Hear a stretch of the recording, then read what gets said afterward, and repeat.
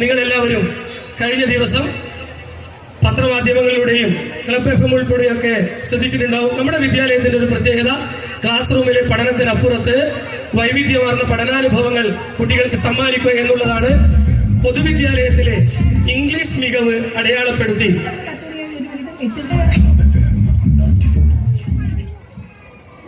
സമയം തന്നെ 10:07 this is Nameena on club FM 94.3.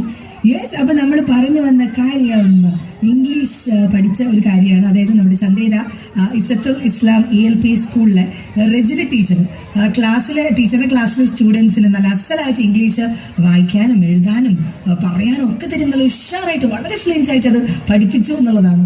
അപ്പൊ എന്തായാലും എങ്ങനെയാണ് ടീച്ചർ കുട്ടികളിലേക്ക് ഇംഗ്ലീഷ് എന്ന ഒരു ലാംഗ്വേജിന് കൂടുതൽ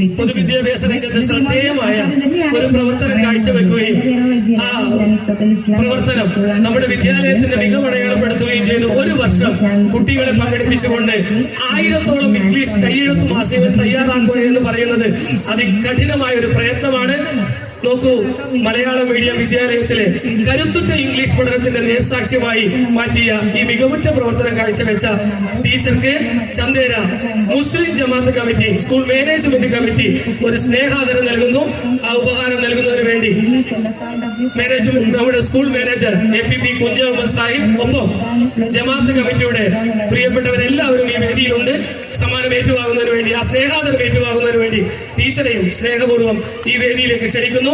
നമ്മുടെ വിദ്യാലയത്തിലെ ഇംഗ്ലീഷ് പഠന മികവിന്റെ നേർക്കാഴ്ചയൊരുക്കിയ സംസ്ഥാന തലത്തിൽ ദേശീയ മാധ്യമം ഉൾപ്പെടെ റിപ്പോർട്ട് ചെയ്ത മികവാർന്ന പ്രവർത്തനം കാഴ്ചവെച്ച ടീച്ചർക്ക് ഒരു നിറഞ്ഞ കൈയടിയോടുകൂടി നമുക്ക് എന്ത് ചെയ്യാം, ആ സ്നേഹാദരം കൈമാറാം. ഇനി വളരെ സ്നേഹത്തോടെ നമ്മൾ ഈ വേദിയിലേക്ക് വിളിക്കുന്നത്